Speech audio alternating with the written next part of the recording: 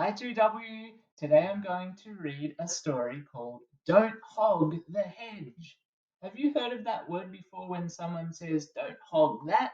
That means share it with me. In soccer, if someone says don't hog the ball, they mean pass you the ball. If you're sitting on the lounge and someone's taking up the whole lounge, you might say don't hog the lounge. Squish over a bit so I can have a sit down as well. Well, this story is called Don't Hog the Hedge. Here we go. I wonder what it's going to be about. Let's have a look. Don't hog the hedge. Goodness me, snorted Hattie the hedgehog. It's half past September already. I haven't got time to play. I must finish my hibernation checklist. As the leaves grew crispier and the air colder, Hattie worked hard to prepare for her winter home. She snuggled tightly into her cozy and comfortable hedge, just in time for the big sleep. There she is, snuggling up. She's got her snacks. She's got the toilet over there. Oh, it looks good. She's prepared well. Just as she was drifting off, little footsteps caused her to open her eyes.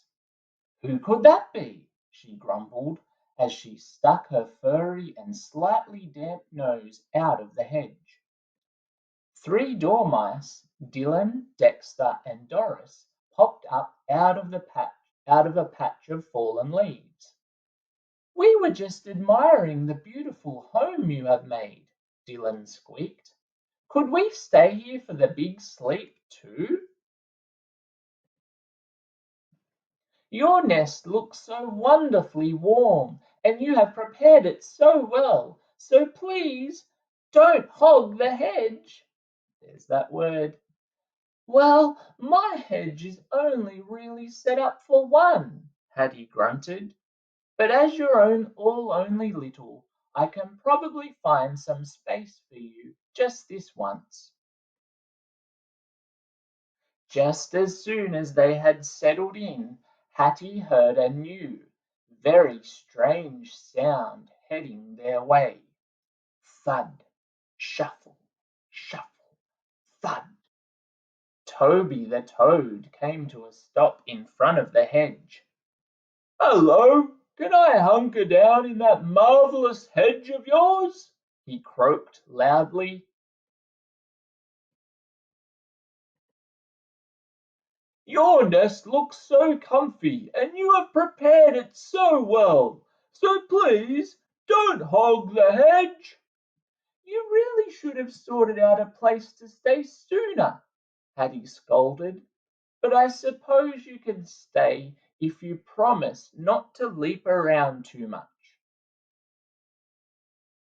Hattie budged up closer to the dormice to give Toby more room. The hedge was very short of space, but it was much cozier than before. Thank you so much for sharing with us, Doris said. You're my hero, Toby declared. As the animals thanked her, Hattie's prickly mood began to change. I've never been called a hero before, she said proudly. She happily snuggled down tight into her leafy bed with her new companions. But just as her tired little eyes gently closed, bzzz, a bumblebee appeared. Sorry to disturb you all, she called, but I can see that the home you have made is, quite simply, fit for a queen. And, well, here I am, Queen Beatrice.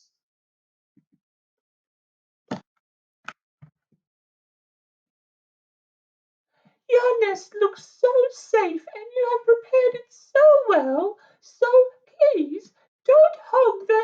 Yeah. You don't need to ask, Your Majesty, Hattie chuckled. Just come on in and make yourself at home. What a squashed up bunch they were! Hattie's spikes tickled Toby's toes, and everyone was trying to avoid Queen Bee. Hattie's spikes tickled Toby's toes, and everyone was trying hard to avoid Queen Beatrice's sting.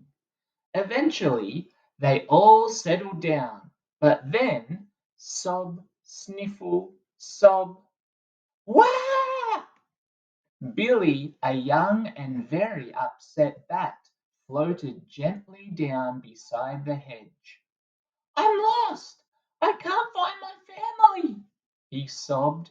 Can I hang out in your company for a little while?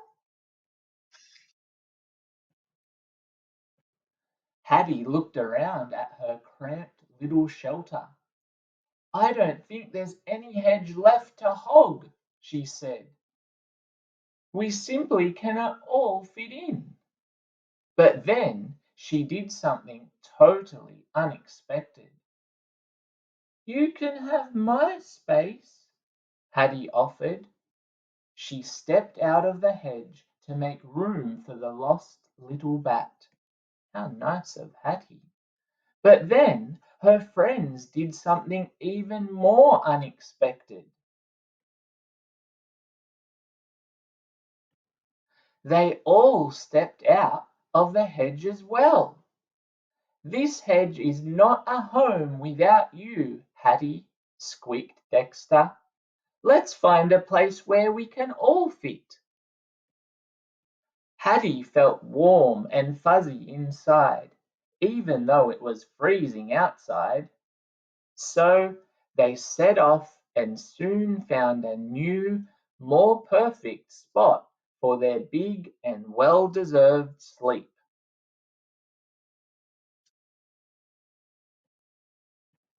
And they found Billy's family there too.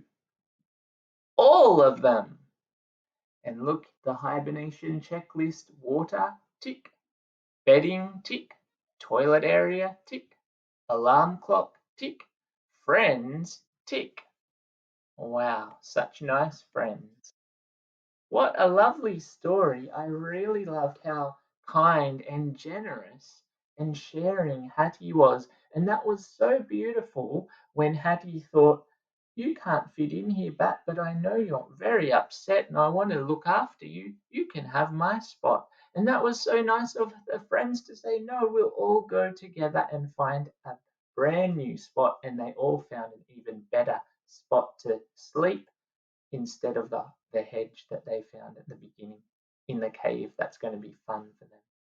2W, I hope you enjoyed that one as much as I did. Hope you have a wonderful day. See you later.